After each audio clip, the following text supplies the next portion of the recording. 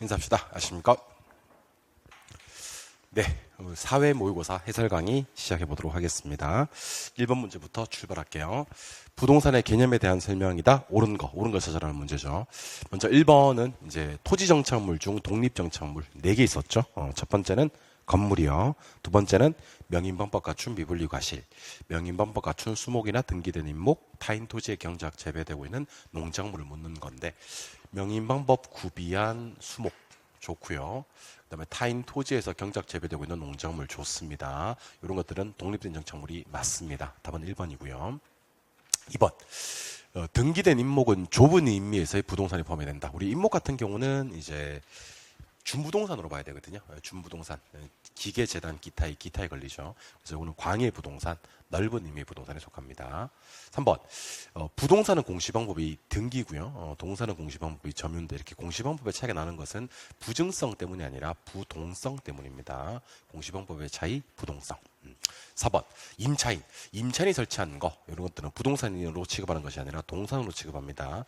그래서 우리 가수차 이렇게 얘기하시면 됩니다. 가수차.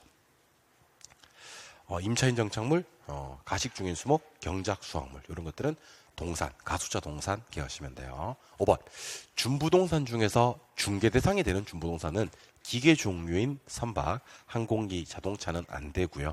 딱 2개입니다. 임목하고 재단.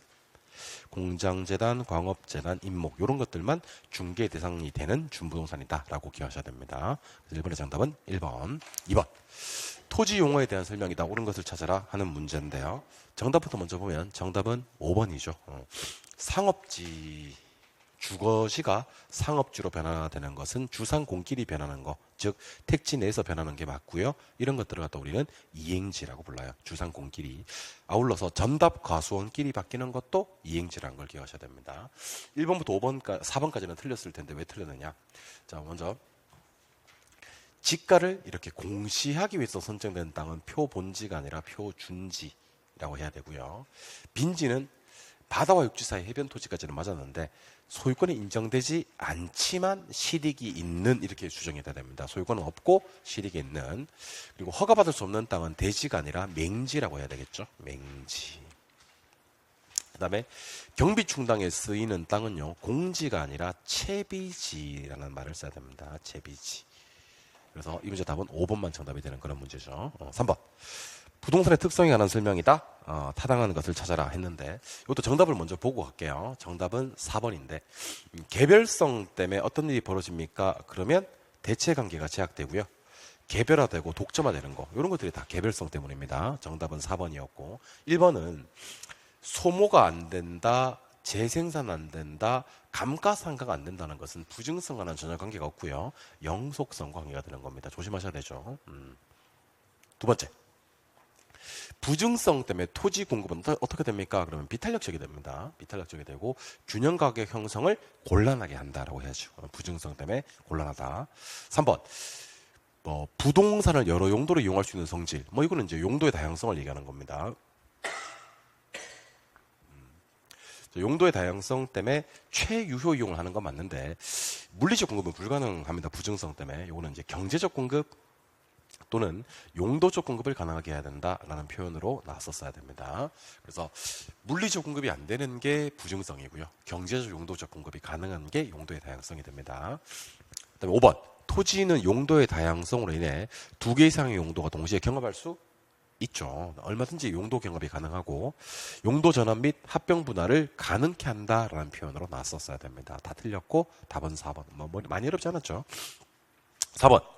균형의 이동에 대한 설명이다. 틀린 것을 찾아라 했는데 이 문제는 쉬웠죠. 우리 완전 탄력적일 때 가격 불변, 완전 비탄력적일 때 양불변, 단위 탄력적일 때 수입 불변 반드시 기억하셔야 됩니다. 그리고 정답 2번에 가시니까 수의 가격 탄력성이 완전 비탄력적이다. 완전 비탄력적일 때는 공급이 증가해도 균형 양이 불변이다 라고 했었어야 됩니다. 아니면 완전 탄력적일 때 가격 불변이라고 하든지 완탄일 때 가격 불변, 완비일 때 양 불변, 수평일 때 가격 불변, 수직일 때 양 불변 꼭 좀 기억하셔야 되겠죠. 답은 2번. 5번 문제. 5번 문제는 해석을 좀 잘 하셔야 되겠네. 첫 번째. 균형 가격을 상승시키는, 가격을 상승시키는 방법은요. 뭐 이렇게 67개가 되는 거 아닙니다. 딱 2개밖에 없습니다. 수요가 증가되거나 인기 있거나 아니면 귀해져야 돼요. 공급이 감소되면 됩니다. 근데 제가 밑줄을 좀 그어드릴게요. 여기 건설업자 수라든지 아니면 건설 노동자 임금이라든지 뭐 그다음에 건축 자재 가격 이렇게 제가 밑줄을 친 것은요 수요하고는 전혀 관계가 없고 공급만 변화시키는 거거든요. 그래서 건축 자재 가격이 상승하면 공급이 감소돼요. 감소.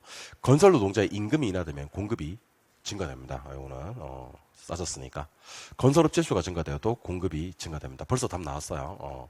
우리 아까 가격을 상승시키는 요인은 수요가 증가되거나 공급이 감소돼야 된다 그랬잖아요. 그죠? 짜잔 하고 1번에 공급 감소가 있습니다. 그 정답 1번이 되는 거고요. 그 나머지 3번, 5번은 수요와 관계되는 건데 이 자리 인상되면 수요가 감소됩니다. 자, 수요가 증가돼야지 가격이 상승한다고 했는데 수요 감소돼서 안 되고 대체 시장인 주식 시장의 수익률이 호전되었다. 그러면 이 자금이 주식 쪽으로 빠져나가 버립니다. 부동산 쪽 수요는 역시 감소되게 된다라는 것을 기억하셔야 됩니다. 답은 1번이 되고 6번 문제는 탄력성 문제이긴 한데 번분수를 처리해야 되는 문제입니다. 일단 문제 풀기 전에 요거는 좀 하셔야 됩니다, 여러분들. 가격이 1,600에서 2,000으로 상승한 것 같아요, 그죠? 그럼 양은 1200개에서 요만큼 줄어야 돼요. 그래서 일단 적어도 5번은 답이 안 됩니다. 수요 법칙에 따라서 가격이 올랐을 때는 수요량이 뭐 해야 된다? 감소해야 됩니다. 가격이 상승하면 수요량이 감소한다는 것이 수요 법칙이지 않습니까? 원래는 이렇게 풉니다. 원래 가격이 1600, 변동분은 400, 원래 수요량은 1200, 변동분은 X, 요 값이 0.8 이렇게 푸는 거거든요. 요 X 값을 계산해 보면 뭐 어차피 분분수 계산인데 240이 나와요. 근데 240이 답은 아니고 그러면 자 1200개에서 240개만큼 변동을 할 건데 이 변동분이거든요. 원래 변동분 240개만큼이 줄어야 돼요. 가격이 뭐 있기 때문에 상승했기 때문에 수량은 감소해야 되거든. 그래서 1200개에서 240개가 감소된 수량이 960개가 되는 그런 문제입니다. 답은 3번이고 뭐 최근에는 났던 적이 없었던 문제니까요. 그냥 편안하게 한번 보시고 넘어가셔도 될 것 같아요. 7번 문제는 정답이 몇 번? 4번이었죠. 여러분들 수요의 소득 탄력성하고요. 수요의 교조 탄력성은 0과 비교를 해요. 교소 0. 그래서 얘는 플러스인지 마이너스인지만 따지면 되거든요. 근데 소득 탄력성이 0.5면 플러스예요. 플러스. 그럼 얘는 무슨 제입니까? 그러면 정상제가 됩니다. 정상제. 교조 탄력성은 0.8이면 플러스이기 때문에 대체제가 되고요. 그래서 소득 탄력성과 교조 탄력성은 1보다 커서 탄력이냐, 1보다 작아서 비탄력적이냐를 따지는 것이 아니라 부호가 플러스인지 마이너스인지를 따지는 거거든요. 그래서 소득 탄력성과 교조 탄력성은 둘 다 플러스일 때는 대체제, 정상제, 마이너스일 때는 보완제, 열등제라고 해야 되는데 0.5는 대표적인 플러스로서 무슨 제다? 정상제다라고 해야 되는 겁니다. 조심하셔야 되죠. 답은 4번. 8번은 정답부터 먼저 소개해드리면 정답이 3번입니다. 가격이 변하면 수요는 즉각적으로 영향을 받지만 공급은 일정한 생산 기간에 경과해야 된다. 즉 시차가 존재한다는 거거든요. 이게 거미집 이론이 이루어지는 이유가 됩니다. 답은 별로 안 중요하고 1번부터 한번 가보죠. 수요의 가격 탄력성이 공급의 가격 탄력성보다 크다. 수탄이 더 크면 수렴입니다. 수렴. 수탄수. 두 번째 기울기는 기짝탄이거든요. 0.7과 0.5 중 누가 작아요? 그러면 0.5가 작아요. 그러면 공급이 탄력적인 거야. 그러면 이거는 발산형이다라고 해야 되겠죠. 4번은 수요와 공급의 동시적 관계로 가정해서 균형의 변화를 정태적, 우리 이런 것들 갖다 우리는 동태적 분석이라고 합니다. 동태적 분석 참고로 들어주시면 되고 5번에 가시면 수요 곡선의 기울기 절대값이 공급 곡선의 기울기 절대값보다 작다. 이 말은 수요 곡선의 기울기가 작으면 수요가 탄력적인 거야. 항상 기울기는 작을수록 탄력적인 거거든. 그럼 이거는 수렴형이다라고 해야 되겠죠. 그래서 탄력성과 기울기를 가지고 수렴 발산 따지는 거니까 이 문제는요. 다른 건 다 집어치우더라도 1번하고 2번하고 5번 정도 1, 2, 5번을 틀린 것을 맞는 것으로 고쳐서 읽는 연습을 하셔야 될 것 같습니다. 9번 문제로 갑니다. 9번 문제도 먼저 정답을 해결하고 갈게요. 정답은 5번입니다. 상향시장, 손을 위로 치켜듭니다. 그죠? 매날 가격은 무슨 선입니까? 그러면 한가 또는 한선 이렇게 얘기를 하는 겁니다. 답은 5번이고 1번은 뭐가 틀렸냐면 부동산 경기는 일반 경기와 다르게 일정한 주기와 동일한 진폭, 이게 벌써 틀렸습니다. 이 일정한 주기와 동일한 진폭이란 표현이 틀린 게 부동산 경기는 주기하고 진폭이 일반 경기보다 크거든요. 그래서 이래서 틀렸고, 안정적이고 규칙적이며 반복적이며 순환되는 것도 아닙니다. 좀 불분명, 불명확, 불규칙적이다라는 표현을 써야 됩니다. 그리고 여러분들 누구가 중시된다는 표현하고 똑같은 표현이 뭔지 아십니까? 이 사람들은 거래를 미루려고 한다는 겁니다. 미루려고 하니까 시장에 안 나온다는 거고, 시장에 안 나오니까 숫자가 적은 거고, 그러니까 귀하니까 그 사람들을 중시하는 거거든요. 그래서 결론적으로 회복 상향 시장은 매도자가 중시되고 매도자가 거래를 미루려고 하는 겁니다. 후퇴와 하향 시장에서는 매수자가 중시되고 매수자가 거래를 미루려고 한다. 미루려고 중시되는 사람과 똑같다고 보시면 돼요. 그래서 상향 시장은 누가 중시되냐면 매도자가 중시된단 말이야. 그래서 누가 거래를 미루려고 해? 그러면 매도자가 거래를 미루려고 해 라는 표현을 반드시 바로 정리를 하셨으면 좋겠습니다. 그래서 이때는 매수자는 거래 성립 시기를 앞당기려고 하고요. 이게 중요하겠네. 매도자가 미루려고 한다. 매도자가 미루려고 한다. 매도자가 중시된다. 같은 표현입니다. 틀렸고, 부동산 대책 때문에 경기가 활성화되는 것은 추세적 변동이 아니라 랜덤, 무작위적 변동이고요. 부동산 경기 변동도 4개로만 순환하지 안정시장은 순환에 따른 분류가 아니다라는 것을 반드시 기억하셔야 됩니다. 하향, 회복, 상향, 후퇴는 맞습니다. 그런데 안정시장은 순환에 따른 분류가 아니다라고 해야 되기 때문에 답은 5번, 10번. 효율적 시장과 부동산 시장과의 관계에 대한 설명이다. 틀린 것을 찾아라 그랬습니다. 자, 답은 1번인데요. 1번에 보시니까 역세권 개발 계획 공표 즉시 부동산에 투자를 했다. 자, 여러분들, 요거는요, 현재 정보 가지고 부동산에 투자를 한 거야. 공표되는 정보를 가지고 투자했으니까. 근데 현재 정보로 초과이익을 얻을 수 있는 시장이 어떤 시장인지를 물었습니다.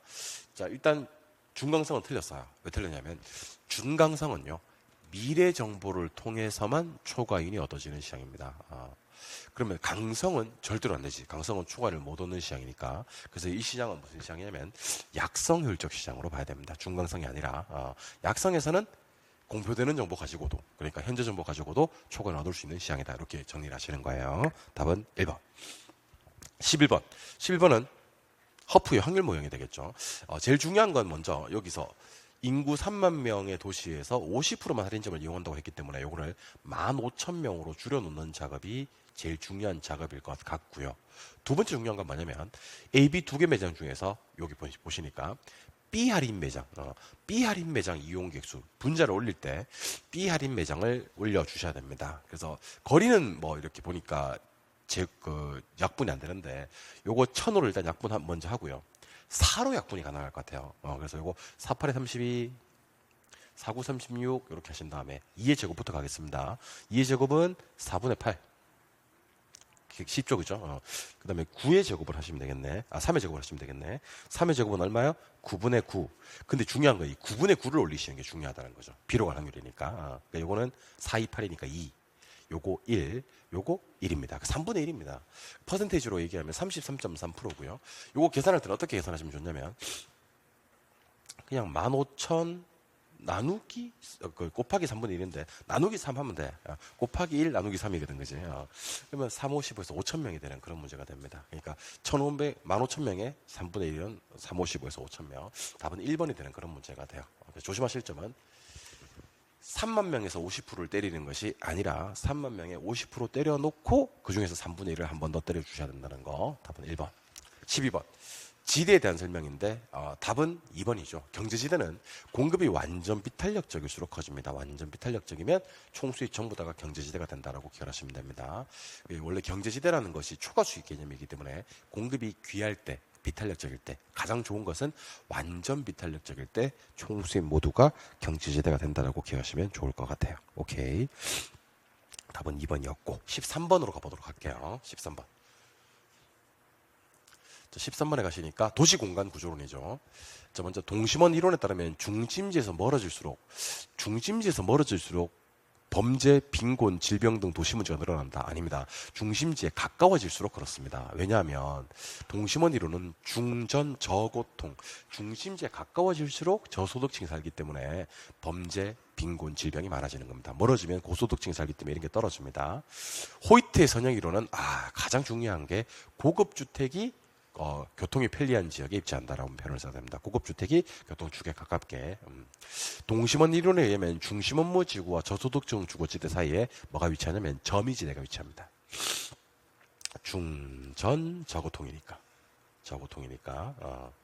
중심업무 지구하고 저소득층 주거지구 사이에는 전이지대가 위치합니다. 답은 4번이죠. 핵심의 수가 여러 개인 것이 다핵심 이론이고 5번은 순서가 잘못됐습니다. 해리스와 올만의 다핵심 이론에다가 교통축을 적용해서 계산한 이론이 호이트의 선형 이론이 아니라 버제스의 동심원 이론에 버제스의 동심원 이론의 한계점을 극복하기 위해서 교통축을 적용하는 게 호이트의 선형 이론이 됩니다. 그 다음이 해리스 올만의 다핵심이 되겠죠. 답은 4번. 14번. 정부의 임대주택에 대한 설명이다. 다음 중에서 옳은 것을 찾아라 하는 문제입니다. 그죠? 답은 2번입니다. 자, 정부가 임대료를 규제할 때는요, 항상 낮게 규제해야 됩니다. 낮게 규제해야지 효과가 있다. 답은 일단 2번이고, 1번은, 자, 규제하고 보조 중에서 장기적으로도 임차인들한테 저 좋은 정책은 뭐야? 그러면 항상 보조예요. 그래서 임대료 규제보다, 임대료 뭐가? 보조가 시장 기능을 유지하기 위해서 주관적인 기할 수 있는 정책입니다. 왜냐하면 공급이 증가되니까. 그 다음에 민간임대주택 중에서 10년, 민간임대주택은 다 10년이에요. 다 10년인데 공공의 지원을 받는 경우가 있고 안 받는 경우가 있거든요. 공공의 지원을 받으면 공공지원 민간임대주택이고 공공의 지원을 받지 않으면 장기 일반 민간임대주택이라고 해야 됩니다. 5번. 공공임대주택을 공급하면 장기적으로는 사적 시장 임대주택에 입주한 임차인의 혜택을 본다. 그렇지 않습니다. 이거는 몰라도 되는데 공공임대주택을 공급하게 되면 공적 임차인만 혜택을 보게 돼요. 참고로만 기억하세요. 시장 임대료보다 높은 수준에서 임대료 상한을 설정하게 되면요. 다 집어치우고 아무런 변화가 발생하지 않는다라는 표현을 써야 됩니다. 오케이. 그래서 이 문제 답은 2번. 15번 문제는 살짝 문제를 바꿔주는 게 좋을 것 같아요. 왜 그러냐면 앞에다가 현재 시행 중인 이런 표현을 써야 될 것 같아요. 현재 시행 중인 토지 정책에 관한 설명으로 틀린 것은 이렇게 해야 될 것 같아요. 왜냐하면 5번 지문이 틀리진 않았거든요. 5번 지문 이런 정책이 옛날에 실시가 됐었습니다. 근데 이게 그 택지 소유 상한에 대해서 초과 소유 부담금을 부과하는 제도가 있었거든요. 그 제도를 우리 뭐라 부르냐면 택지 소유 상한제라고 그래요. 근데 더 이상 이 제도가 시행 중인 정책은 아니라고 해야 되거든. 그래서 답이 5번이거든. 그래서 이런 토지 정책이 옛날에 있었는데 그게 맞는 말이야 틀린 말이야 그러면 이건 맞는 말이거든. 그래서 문제를 좀 수정해서 현재 시행 중인 토지 정책에 관한 설명으로 틀린 것은 이라고 했다면 5번은 택지 소유 상한제는 현재 우리나라에 시행되고 있는 정책은 아니다. 이렇게 하시는 겁니다. 좋습니다. 답은 5번. 16번. 외부 효과에 대한 설명이다. 옳지 않은 것을 찾아라. 그랬는데 여러분들 조심하셔야 될 게 정의 외부 효과든 부의 외부 효과든 둘 다 주택시장에 미치는 영향은 가격이 상승해요. 근데 정에서 가격이 상승하는 이유는 수요 증가 때문에 상승하는 거고요. 부에서 가격이 상승하는 이유는 공급 감소 때문에 가격이 상승하는 거거든요. 그래서 가격이 하락한다는 말이 뜨면 무조건 X가 되는 거예요. 그래서 우리 2번에 보니까 부의 외부 효과를 정부가 뭐 했다? 규제한다. 그때는 주택시장에서 가격이 상승할 수밖에 없어요. 왜냐하면 공급이 감소되거든. 그래서 공급이 감소되기 때문에 가격은 상승하고 양은 감소된다라고 했었어야 됩니다. 아시겠죠? 가격 하락이라는 표현 자체가 외부 효과에서 등장하지 않는 표현이다라는 것을 기억하셔야 됩니다. 둘 다 가격 상승. 정의 가격이 상승되는 이유는 수요 증가 때문. 부의 외부 효과가 규제되었을 때 가격이 상승하는 이유는 공급 감소 때문. 이렇게 하시면 됩니다. 17번. 쉽죠. 세법 같이 1, 2차 같이 공부하시는 분들은 정말 쉬운 문제였습니다. 재산세와 종부세, 우리가 흔히 얘기하는 보유세라고 하죠. 보유세 과세 기준일은 6월 30일이 아니라 6월 1일이고요. 이게 감정평가사 시험에 한번 나온 적이 있습니다. 재산세와 종부세 과세 기준일이 언제입니까? 이렇게 나온 적이 있었으니까 꼭 좀 기억을 하셨으면 좋겠습니다. 답은 3번이 되는 그런 문제고요. 18번. 부동산 투자에 대한 설명이다. 옳은 것을 찾아라 그랬는데 일단 정답부터 한번 소개해드리고 갈게요. 정답은 5번입니다. 정헬의 버리지. 자, 우리 저거든요. 정헬의 버리지는 부동호가 왼쪽 방향이에요. 그래서 정헬의 버리지에서는 자기자본 수익률, 이게 지분 수익률이거든. 요놈이 총자본 수익률보다는 높을 때 발생하는 거 맞습니다. 지총자 물어보는 문제 답은 5번이고 1번 시중금리가 상승하면 요구 수익률은 하락한다 그랬는데 요구 수익률은 당연히 상승합니다. 시중금리는 뭘 말하는 거냐면 무이율 얘기하는 거예요. 무이율이 상승하면 당연히 요구 수익률은 상승합니다. 사업 위험을 감수하기 위해서 다양한 업종의 임차인보다는 단일 임차인으로 구성하는 것은 안 좋습니다. 다양한 업종의 임차인이 훨씬 더 좋습니다. 분산 투자를 얘기하는 겁니다. 3번 변이계수를 기준으로 투자를 선택할 때 위험을 낮추기 위해서는 가급적 변이계수가 작은 게 좋습니다. 변이계수는 수익을 고려한 위험의 크기로서 기대 수익률분의 표준 편차거든요. 이 값이 작을수록 위험이 작은 겁니다. 그 다음 아직도 이거 틀리시면 큰일 납니다. 진짜 투입 요소를 변화시켰을 때 결과치가 어떠한 영향을 받는지를 분석하는 기법은 흡수율 분석이 아니고 민감도 분석입니다. 지난 1년 동안에 시장에 공급된 부동산이 얼마만큼 소비되는지 그거 따지는 것이 흡수율 분석이고요. 투입 요소 변화시켰을 때 결과치가 어떠한 영향을 받는지를 분석하는 기법은 민감도 분석이다라고 했었어야 됩니다. 오케이. 답은 5번이 되는 그런 문제. 19번으로 한번 가볼게요. 19번은 호황과 불황의 확률이 50%일 때 자기 자본 포트폴리오 기대 수익률 구하라. 두 개 더해. 나누기 2 때리면 5. 두 개 더해. 나누기 5 때리면 6. 두 개 더해. 나누기 때리면 6. 그러면 이거는 계산기에다 대고 AC 20 곱하기 5% 40 곱하기 6% 또 40 곱하기 6% GT 때려주면 계산기 5.8이 지킬 겁니다. 답은 4번이 되는 그런 문제고 이제는 50% 정도 되는 문제는요. 한 20초 컷이 가능해야 됩니다. 난도가 가장 높았던 문제가 20번 문제인데 일단은 정답부터 좀 소개를 해드리겠습니다. 정답은 3번인데 요거 최근에는 물은 적은 사실은 없습니다. 위험 단위당 기대 수익률. 위험 단위당 기대 수익률은 요게 위험이거든. 요게 수익이고. 그래서 그냥 5분의 10 하면 돼. 5분의 10. 5분의 10은 위험 단위당 수익이니까 요거 2. 15분의 15 요거 1. 이거는 18분의 14, 0.7이거든. 위험 단위당 기대 0.7777 주면 돼요. 위험 단위당 기대 수익이 가장 높은 건 누굽니까? 그러면 A가 제일 좋아요. 그래서 답이 3번이 되는 겁니다. 1번에 보니까 위험이 낮다는 말이 무슨 말인지 아십니까? 위험이 낮다는 말은 표준 편차가 작다는 얘기거든. 그럼 A 부동산이 위험이 낮은 건 맞아요. 그러면 아마도 실현 수익이 기대 수익이 비쌀 가능성이 더 크다. 가까울 가능성이 더 크다. 예상했던 것과 실현되는 게 가까울 가능성이 더 크다라고 해야 되고. 2번 요거는 요 표현이 나옵니다. 번지 점프 때 묻는 문제예요.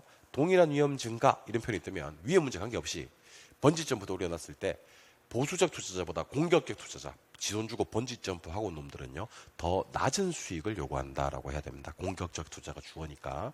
그리고 5번은 바로 대답할 수 있어야 됩니다. 이 말 자체가 체계적 위험을 더 많이 제거한다라는 표현 자체가 나올 수가 없는 표현입니다. 위험은 비체계적 위험만 제거되는 거고요. 4번도 유명합니다. 기대 수익률 단위당 위험해서 변이계수가 있지 않습니까? 이거 좀 지울게요.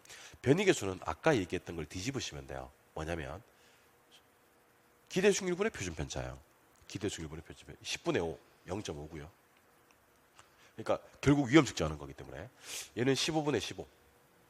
얘는 1.0입니다. C는 할 것도 없어. 왜냐면 A하고 B만 비교를 했거든. A하고 B. B 부동산은 A 부동산보다 더 양호하다. 변이계수는 많을수록 좋아? 작을수록 좋아. 누가 더 작기 때문에? A가 더 작기 때문에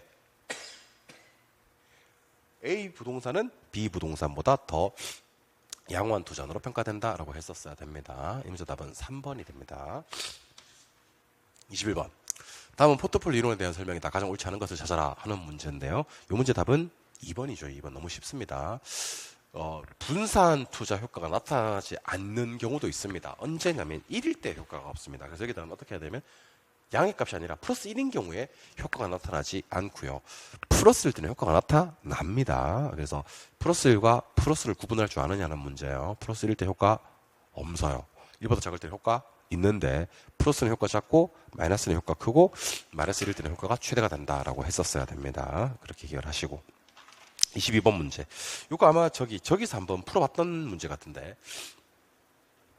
우리 문제집에서 A는 투자를 채택 O 하겠습니다. B는 투자를 기가 X 하겠습니다. 그래서 왼쪽에는 O가 떠야 되고 오른쪽에는 X가 떠야 되는데 일단 제가 쓸데없는 지문들을 좀 골라내겠습니다. 먼저 2번은 아예 보지를 마세요. 왜 2번 아예 보지를 않냐면 수익성 지수는 0과 비교하는 경우가 없어요. 수익성 지수는 1과 비교를 하기 때문에 갑시다. 수년가 0보다 작으면 투자 안 해요. 요구 수익률이 더 크면 투자 안 해요. 투자 가치가 더 크면 투자해요. 회수 기간은 작을수록 좋아요. 투자 내수 기간이 목표 회수 기간보다 작을수록 좋기 때문에 요거 오해요. 사실은 오른쪽을 봐야 될 것은 4번, 5번밖에 없는 겁니다. 근데 오른쪽은 X가 떠야 돼. 시장 가치가 크면 X, 수익성 지수가 크면 O, 투자 내수 기간이 목표 회수 기간보다 크면 투자를 안 해요. 내부 수익률이 크면 투자를 합니다. 아무 생각 없이 풀다 보면 5번 체크하시는 분들도 계신데 4번 체크하셔야 됩니다. 왜냐하면 A는 투자를 재택하는 거, B는 투자를 기각하는 거. 보자마자 답 나와야 됩니다. 23번. 23번 가기 전에 자, 저를 한번 보세요.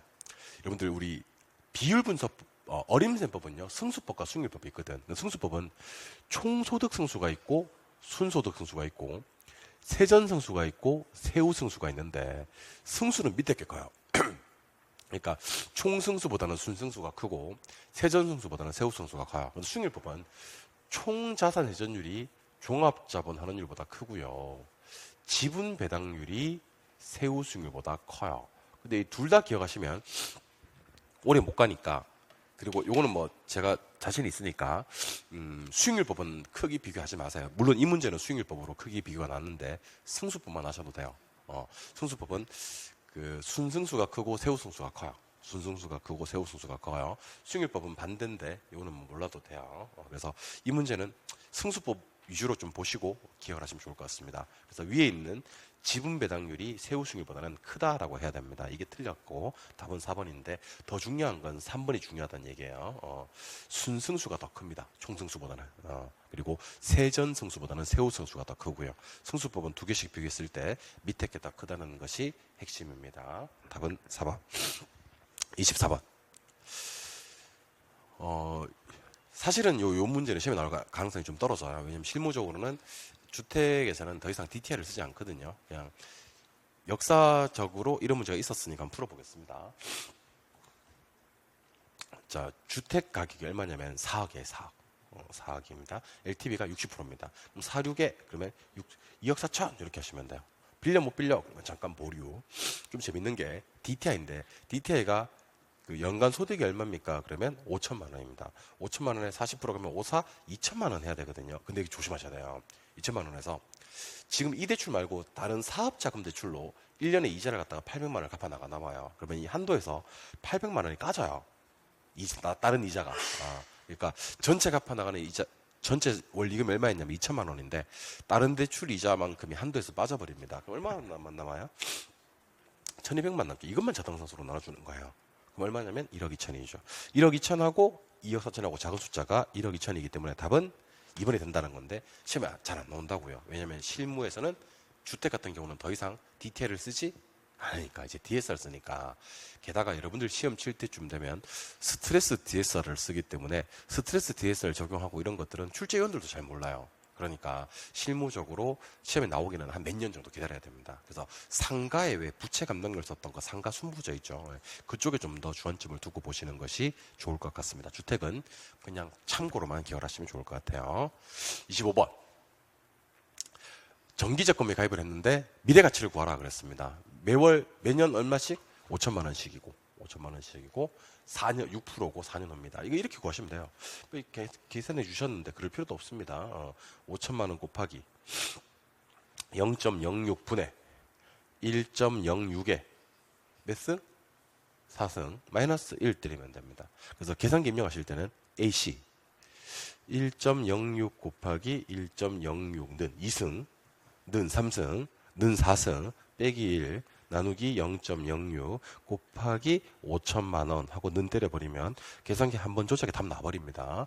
아마 2억 1,873만 800원 이렇게 해서 답은 4번이 나오는 그런 문제가 될 겁니다. 한번 풀어보시고요. 26번 문제 한번 가볼까요? 26번. 좋은 문제네요. 임대상가의 세후현금 수지를 계산하면 얼마인가 하는 문제인데요. 자, 일단 순영업소득에서 부채 서비스액을 빼면 세전현금 흐름이 나오고 영업소득세를 빼면 세후현금 흐름이 나올 건데 지금 자리에 순영업소득이 이 숫자 좀 조심하셔야 됩니다. 이게 7천만 원이 아니에요. 7만만 원이에요. 7억이에요. 7억. 7억에서 원리금 상환액, 여기 이제 부채 서비스액이에요. 부채 서비스액이 원리금이거든요. 그럼 여기서 얼마 빠지냐면 3억이 빠져. 그러면 세전현금 흐름이 얼마요? 4억이 됩니다. 4억. 이제 뭐만 보면 돼요? 영업소득세만 보면 되죠. 영업소득세는 뭐 더하고요? 순대 더하고요. 이감 빼고요. 세율을 딱 곱해버리면 되거든. 그래서 순대를 달려고 봤더니만 여기 7억에 대체출 나오고 여기까지 9억이에요. 9억. 순대 9억. 이자하고 감가상각비가 얼마냐면 요 1억에 3억, 4억이 빠집니다. 9억에서 4억 빠지면 얼마요? 5억에. 세율이 몇 프로니까? 20%니까 결국 세금이 얼마라는 결론이 나오면 1억이라는 결론이 나와요. 그렇죠? 예. 그러면 세후 현금 흐름은 그냥 3억 이렇게 하시면 됩니다. 아시겠죠? 답은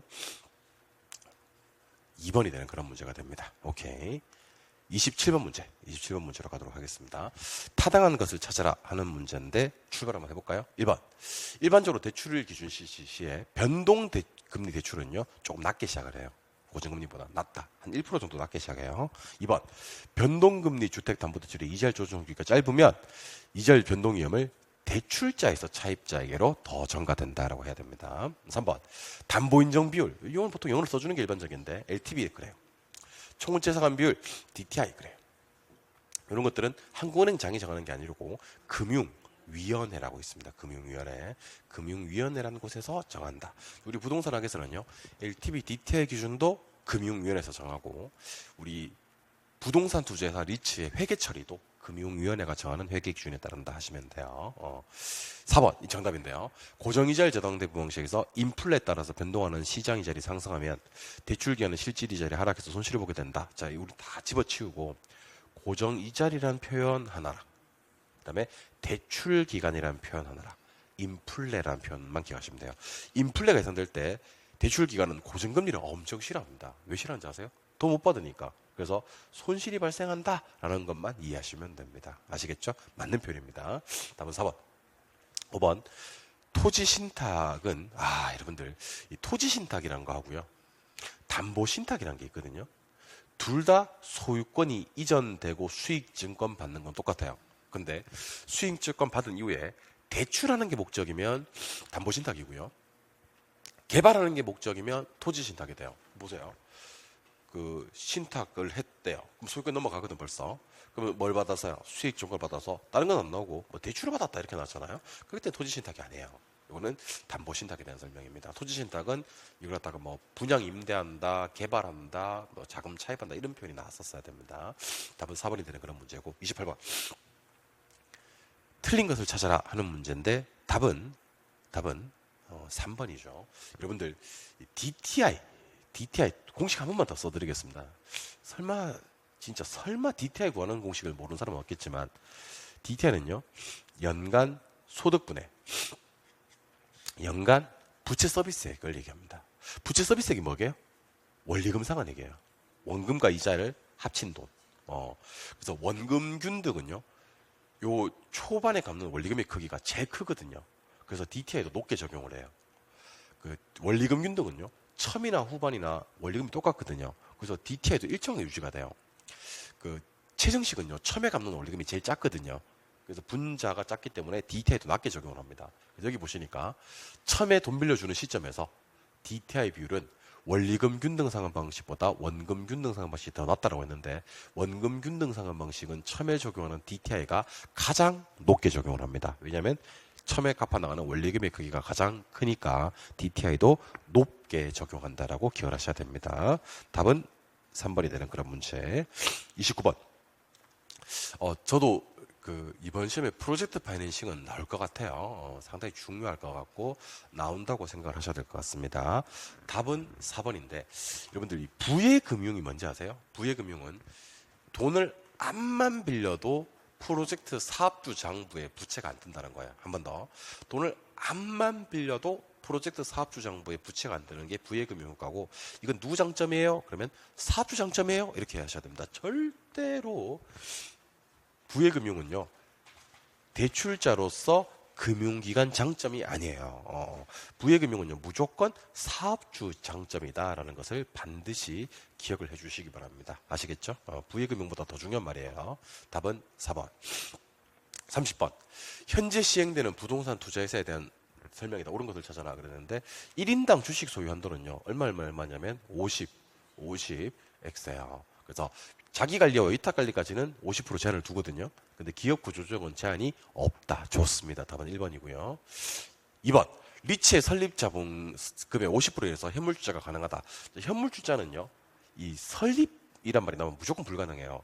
현물주자는 설립 시는 불가능하고, 최저자본금 70억, 50억 있죠. 그거 갖춘 다음에 가능합니다. 3번. 리츠에 투자하게 되면 주식을 사는 거기 때문에 원금 소실이 발생한다라고 해야 됩니다. 주식 사는 거야. 일반 주식과 똑같아요. 4번. 리츠는 50% 현금 배당해야 되고 영업인가 60% 이내 자본금이 70억이어야 된다. 예를 영업인가 후 6개월 이내 그러면 이거는요. 설립 자본금이 아니라 최저 자본금 5, 7에 7에 걸려요. 70억이 돼야 됩니다. 자기관리 부동산 투자회사와 위탁관리 부동산 투자회사 모두 다 실체회사다. 이건 삭제. 자기관리 부동산 투자회사만 실체가 있는 회사입니다. 답은 1번. 31번. 31번에서 우리 요거 한번 해볼까? 자, 원위 콜초죠. 자, MBB는요, 정원이 콜초가 발발발 55예요. 발발발 55. 그래서 저당권, 원리금, 위험부담 전부 다 발행기간 가져가고요. 콜방어가 되고 초과 담보도 있어요. 콜방어도 되고 초과 담보도 있다. 그래서 이 문제 답은 2번입니다. MBB는 차입자의 조기 상환 위험을 발행자가 부담한다. 좋아요. 발행자가 위험 부담하는 거 맞거든. 근데 투자자는 콜방어 인정되지 않는다. 콜방어 인정됩니다. 인정됩니다. 초과 담보도 있습니다. 다 발발발이고요. 되는지 안 되는지 물었을 때는 된다. 있어 없어 물었을 때는 있다라고. 이게 오가 2번 떴잖아. 초과 담보 있어요? 있어요. 콜방어 됩니까? 됩니다. 이렇게 하셔야 됩니다. 콜방어도 안 되고 초과 담보도 없는 것은 NPTS에 대한 설명입니다. 답은 2번이 되는 그런 문제. 오케이. 32번. 또 신탁이 나올 것 같은데 답이 3번입니다. 사업 위탁 방식과 토지 신탁 방식은 유사한 방식이나 차이점은 토지 신탁은 그렇습니다. 소유권이 개발업자에게 이전된다. 요즘이 차이점입니다. 근데 정말 조심하셔야 될 점은 절대로 그 토지 소유자와 함께 건물에 대한 지분권을 갖는 것은 아닙니다. 지분권은 누구만 가져가냐면 수익자만 가져갑니다. 수익자. 사업 수탁 방식은 토지 소유자만 가져갑니다. 여기서는 개발업자는 수수료만 먹지 절대로 무언가의 지분을 갖는다는 표현이 뜨면 X가 되는 겁니다. 지분을 공유하는 것은 공사비 대물 변제 방식 정도고요. 지금 보고 계시는 수탁 그리고 신탁은요. 토지 소유자 또는 수익자가 다 갖고 가고 개발자는 수수료 먹는다. 수수료 뜨면 탁이다. 이렇게 기억하시는 겁니다. 지분 갖는 게 틀린 거예요. 답은 3번. 33번. 쉽죠. 33번의 정답은 5번인데요. 5번. 자가 관리는 소유자가 강한 지위 통제력을 발휘할 수가 있으며 여기까지는 좋았어요. 맞는데 타성화를 방지하는 장점이 있다. 타성화를 방지하려면 위탁 관리로 가야 돼요. 타성화 된다라고 해야 됩니다. 타성화 되는 게 자가, 타성화 방지되는 게 위탁 이렇게 공부하시는 겁니다. 아시겠죠? 네, 답은 5번. 34번. 이거는 이제 영어로 대답해 보시는 것도 괜찮아요. 아파트 커뮤니티 시설에 헬스장, 골프 연습장 설치하는 것은 프로덕트 제품 전략이고요. 경품 출점, 프로모션, 판촉 전략이고요. 분양 대행사 중개업자는 현직 분금 중 유통 경로, 플레이스 전략입니다. 그래서 우리는 제품, 판촉, 경로 이렇게 해서 답이 5번이 되는 그런 문제가 됩니다. 35번 문제도 정답 위주로 보겠습니다. 추가 투자할까 말까와 관계되는 게 딱 두 가지가 있어요. 하나는 기여, 하나는 수익, 체증, 체감입니다. 수익 배분은 잔여법과 관계가 되는 거고요. 여기 수익 배분이 아니라 수익, 체증, 체감의 원칙이다라고 했었어야 됩니다. 답은 1번이 됩니다. 편하게 보시면 되고. 36번 문제. 감정평가론 계산 문제죠. 일단은 돈이 중요하니까 2억 곱하기 면적 비교는 1000분의 1200이니까 바로 1.2 때려주면 됩니다. 대상이 5% 열세다 그랬지 않습니까? 0.95 때려주면 됩니다.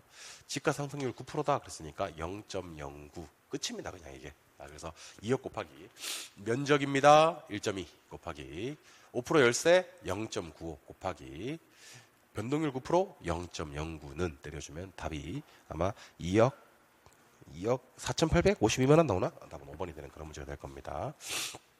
37번. 원가법에서 사용하는 감가 수정 방법에 대한 설명이다.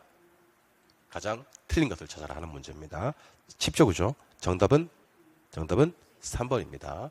자, 우리 유래기 박아놓고요. 유래기 박아놓고 초반에 제일 많이 까지는 것이 누구야? 그러면 유리야. 그다음에 액기거든. 요거는 감가액의 크기. 감가액의 크기. 평가액의 크기는 그것에 뭐야? 반대 이렇게 해야 되거든. 그래서 여기서는 지금 평가액의 크기를 물었으니까 상환기금법이 제일 비싸고 정액법, 정률법, 부동호 표시가 잘못되었습니다. 답은 3번. 38번. 잘못된 것을 찾아라 그랬습니다. 정답 위주로 볼까요? 정답은 1번이죠. 토지를 평가하는 공시지가 기준법은요. 이게 비교표준지입니다. 비교표준지. 비교표준지 공시지가에다가 BCG 개그해서 사전 보정하지 않습니다. 시점 수정, 지역 비교, 개별 비교 그 밖에 보정을 하지. 절대로 표준지 공시지가를 기준으로 적용하는 공시지가 기준법에서는요. 사전 보정이 없다는 것도 기억을 하셔야 될 것 같습니다. 39번 문제는요. 환원율 구하라고 했는데 공식 하나 기억합시다. 환원율 구하는 공식은요. 가격분의 순영업소득입니다.